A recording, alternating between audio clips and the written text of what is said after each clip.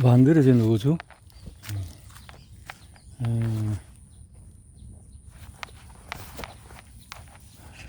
로켓 과학은 어렵다. 로켓 과학.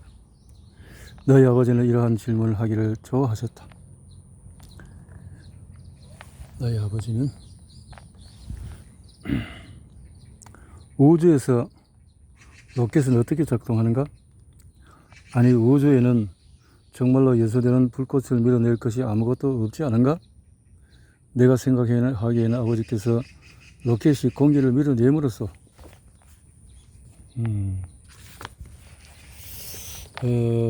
나아간다고 생각하셨던 것 같다. 마치 수영선수가 수영장 벽을 걷어차면서 앞으로 나아가는 것처럼 말이다. 그렇기 때문에 아버지의 생각에는 로켓이 밀어낼 것도 없는데 앞으로 계속 나아간다는 것은 이해가 되지 않는 일이었던 것 같다. 이것은 쉽게 범할 수 있는 생각이 오르다. 흔히 쓰이는 영어 표현 중에서 알고 보면 생각했던 것보다도 단순한 일을 두고 그것은 그다지 복잡한 일이 아니다라는 말은 하곤 한다. 이 표현만 두고 보면은 로켓 과학은 정말로 이해하기 어려운 일인 것만 같다. 그러나 사실 로켓 과학은 그렇게 복잡하지가 않다. 로켓의 기원은 중국이 처음 화약 로켓을 개발했던 13세기까지 걸려 올라간다. 또한 로켓의 비행 경로에 숨어있는 물리법칙은 아이작 뉴턴이 1686년에 운동 법칙을 세운 이래로 널리 알려지게 되었다. 이미 학교에서는 학생들이 이 규칙들에 대해서 배우고 있으며 성인이 되어서도 이 규칙들을 기억하는 사람들도 많다. 이제 로켓의 작동의 원리에 대해서 간단하게 알아보자. 로켓에는 여러 가지 유형이 있지만 우리는 세턴 V 또는 팔콘과 같은 전형적인 액체 추진 로켓에 집중해 보도록 하겠다. 로켓의 길이와 무게의 대부분은 연료와 산화제로 채워진다. 예를 들어서 세턴 V 로켓의 첫 번째 단계는 등유 연료와 연료소에 필요한 액체 산소 탱크로 구성된다. 그 아래에는 산소실과 배기 노즐로 나뉜 로켓 엔진이 위치한다. 로켓 엔진이 시동을 걸기 위해서는 연료와 산화제가 연소실로 공급되어야 한다. 점화가 되면 모든 방향으로 폭발적인 에너지가 방출이 되지만 이 에너지가 외부로 분출되기 위해서는 아래쪽에 위치한 배출 노즐을 통해서만 가능하다.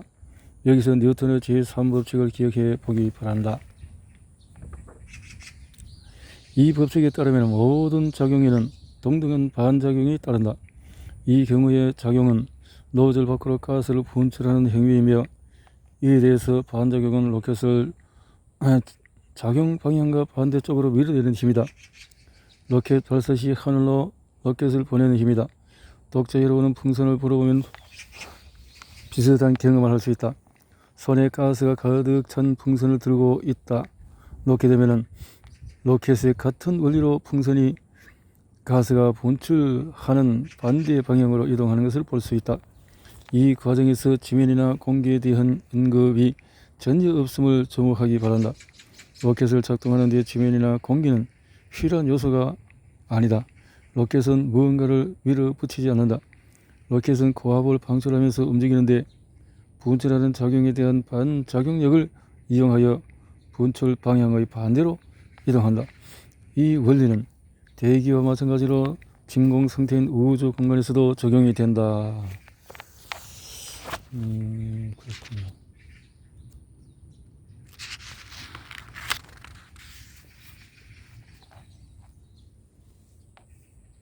로켓이 안정된 궤도에 도달하기 위해서는 연료를 충분히 연소시켜서 약 28,000km 정도의 엄청난 속도에 도달해야 한다. 이것은 매 초마다도 8km를 움직여야 하는 엄청난 속도다. 로켓은 상승 도중에 보통 아래 혹은 측면 부분에 위치한 부스트를 분리하여 내어보낸다. 이렇게 하면 로켓의 질량이 줄여서 궤도 진입이 보다 수월해진다. 이와 같은 원리 또한 오래전인 1903년에 러시아의 콘스탄틴 tsiolkovsky가 고안했다. 이것이 바로 로켓 과학의 주요 원리다. 물론 로켓을 궤도에 진입시키기 위해서는 위에서 언급한 요인들 외에도 각도와 속도, 공기 저항, 풍향 및 연료 비용 등을 고려해야 한다. 그러나 이것 또한 생각보다도 간단한 계산만을 필요로 한다. 물론 이와 같은 요소들을 복합적으로 고려하는 것은 도전적인 일이긴 하다. 그러나 이 역시 공학의 한 부분일 뿐이다.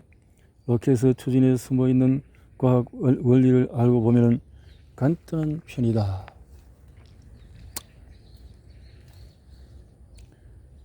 스푸트닉, 인류가 최초로 우주로 보낸 인공물이다.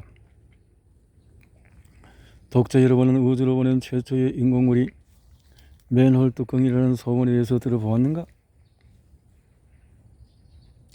일부에서는 이를 두고서 현대판 찌라시라고 말한다. 논란의 주인공인 문제의 금속판은 네바다주의 핵실험실 위에 달려있던 1톤짜리 뚜껑이었다.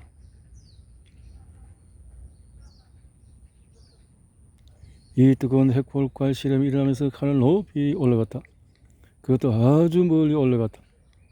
아무도 이 뚜껑이 얼마나 빠른 속도로 올라가는지 대해서는 알 수가 없지만 한 기술자는 지구의 탈출 속도의 6배에 달할 것이라고 추측했다. 이 맨홀 뚜껑은 그렇게 우주로 날아갔을 것이다. 이 사건은 소련이 스푸트니크 1호를 발사하기 고작 몇 달 전인 1957년 8월에 일어났다. 우스갯소리지만 미국인들은 우주 탐험의 탐사에 있어서 러시아에 한 발 앞선 셈이라고 말할 수 있겠다.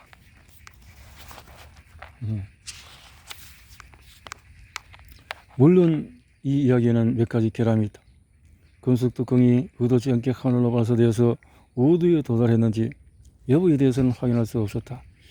이렇게 엄청난 속도로 움직이는 물체는 공기 마찰력으로 인해서 엄청난 열을 받게 된다.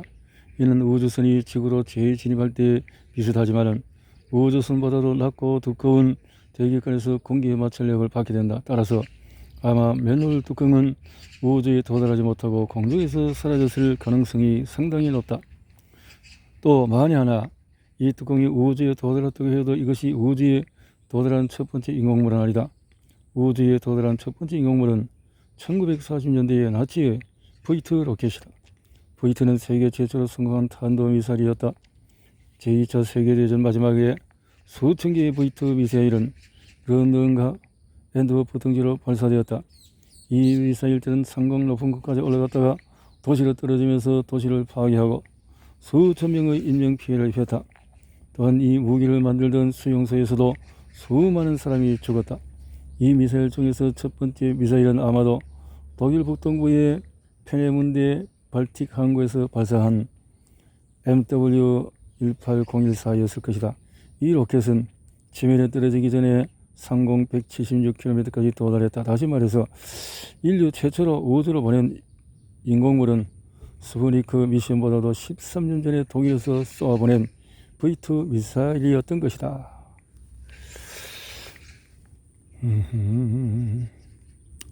전쟁이 끝난 후에 미국과 소련은 V2 기술을 이용해서 독자적인 우주 탐사 프로그램을 시작을 했다. 다채로운 역사에도 불구하고 여러분 스푸트니크가 우주를 보낸 최초의 인공물이라고 배우게 될 것이다. 나는 스푸트니크를 위한 박물관도 보았다. 그럼에도 다시 한번 말하지만 스푸트니크는 우주를 보낸 최초의 인공물이 아니다. 하지만 최초로 지구 궤도로 진입한 인공물이란 분명하다. 뒤에서보다 자세히 다루겠지만 두 개의 업적이 엄연히 다르다. 어찌 보면 서집잡기처럼 보일 수도 있지만 표현을 분명히 하는 것이 중요하다. 물론 스푸트니크는 인류 기술의 역사상 중요한 척도이면 분명하다. 그러나 전체적인 역사의 배경을 아는 일은 그 자체로도 흥미롭겠다고 생각한다.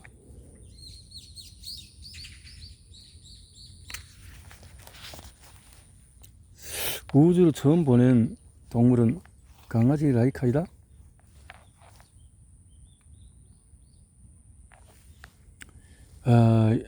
라이카의 이야기를 듣는다면 연민을 가져야 한다. 왜냐하면 라이카의 이야기는 우주 시대의 서막을 알리는 고전적인 이야기이지만 또 한 강아지의 인생 역전부터 플라즈마 하염구로 변해서 버린 결말까지 담고 있기 때문이다. 이 강아지는 전 세계의 찬사를 받으면서 지구 궤도로 보내졌지만 결국에는 살아서 지구로 돌아오지 못했다. 당시는 우주 여행에 대해서 아무것도 알려지지 않던 때였다. 1957년 10월에 스푸트니크 1호가 우주로 발사되면서 우주에서도 기기가 작동할 수 있음이 밝혀졌다. 그러나 과연 사람도 기계와 마찬가지일까? 당시에는 발사 시에 사람이 견뎌야 할 엄청난 가속도와 지구 궤도의 무중력 상태, 그리고 지구로 돌아올 때 발생하는 급강하까지 단 하나도 검증된 것이 없었다. 결국 미국과 소련의 우주 프로그램에서 동물 실험을 강행하기로 하였고, 이 중에 라이카의 이야기가 가장 유명세를 타게 되었다. 라이카는 모스크바의 추운 골목길에서도 살아가고 있었기 때문에 가혹한 조건에서도 견딜 수 있음 듯한 생명력을 보여주었다. 라이카가 가진 조건은 소련의 우주 프로그램에 선택되기에 적합했고, 결국은 스푸트니크 2호에 태워서 우주로 보내주기로 결정이 되었다. 라이카가 받은 훈련은 무자비했다. 라이카는 원래 원심 분리기에 묶인 채로 시끄러운 소음에 노출되어야 했고, 식사 대신에 쥐를 먹어야 했다. 훈련을 받지 않을 때는 우주 캡슐과 비슷한 공간에 적응시키기 위해서 작은 우리에 갇혀 있어야 했다. 라이카는 1957년 11월 3일 우주로 보내졌다. 스푸트니크 2호가 지구 궤도에 성공적으로 안착하면서 라이카는 지구 궤도에 진입한 최초의 동물이 되었다. 라이카의 실험은 인간을 우주로 보내는 데 가장 중요한 발판이 되었다. 또한 라이카는 지구에서 가장 유명한 강아지가 되었다. 라이카의 미션을 두고 미국 언론에서는 무트니크라는 이름도 붙여주었다. 그러나 불행히도 라이카의 우주선은 편도 티켓이었다.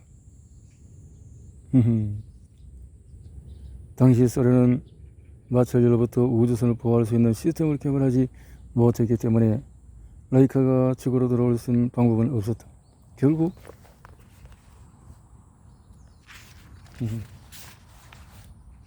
라이카는 우주에 진입한 지 몇 시간이 지나지 않아서 과열로 인해서 사망했다. 라이카는 최초로 지구 궤도에 진입한 동물이자 사망했던 동물이었다. 그리고 5개월 후에 라이카의 유골이 지구 대기에 재진입하였으나 대기 중에서 불타 사라지고 말았다. 라이카는 지구 궤도에 진입한 첫 번째 동물이었지만 사실 라이카 이전에도 이미 다른 동물을 우주로 보냈었다. 앞서도 이야기했지만 우주에 도달한 것과 궤도 진입에는 확연한 차이가 있다. 전자는 상대적으로 간단한 로켓으로 달성 가능하지만 후자를 달성하기 위해서는 엄청난 출력이 필요하다. 지구에 다시 떨어지지 않고 궤도에 진입하기 위해서는 충분한 속도가 필요하기 때문이다. 굳이 두 미션의 차이를 비교하자면 해변에서 자유롭게 수영하는 일과 수영을 해서 해역을 건너는 일 정도의 차이라고 할 수 있겠다. 최초로 우주로 보내진 우주 비행사는 인간이나 강아지 혹은 그 어떤 사랑스러운 애완동물도 아니었다. 첫 번째 우주로 보내진 다시포 유기체는 바로 초파리였다. 라이카를 우주로 보내기 10여 년 전인 1947년 2월 10일 미국은 다수의 곤충들을 우주로 보냈다. 당시 쏘아올린 미국행 V2 로켓은 우주 경계를 조금 넘어서 약 109km 상공까지 올라갔다. 그러나 라이카와 달리 우주로 보내진 초파리는 우주 비행에서 살아남았다. 왜냐하면 전궤도 비행에서 불에 탈 만큼 충분한 마찰이 일어나지 않았기 때문에 비행 캡슐은 낙하선을 타고 다시 지상으로 돌아올 수 있었다. 그리고 2년 후에 영장류를 최초로 우주로 보내게 되었다. 주인공은 알버트 2세로 불리는 히말라야 원숭이였다. 1세는 이전에 질식사로 사망했고 2세는 미국이 발사한 2 로켓에 의해서 134km까지 진입했다. 그러나 불행히도 이 원숭이가 탑승한 로켓은 낙하산 5 작동을 인해서 지구로 무사히 돌아오는 데는 실패했다. 이후에 1940년대 말부터 1950년대 초까지 원숭이, 쥐, 곤충들을 우주로 보내줬다. 최초로 우주 비행을 경험한 강아지들은 치간과 데이지였다. 이들은 1951년 7월 20일 소련에서 우주로 보내졌다. 이 로켓은 준궤도 비행을 목적으로 발사되었기 때문에 두터운 열 보호막이 필요하지 않았다. 이렇게 했군요. 우주로 여러가지 이런 동물들을 해서 참 토끼와 거북이 이야기 우화가 될 수 있는 이런 탐사에서 보냈군요.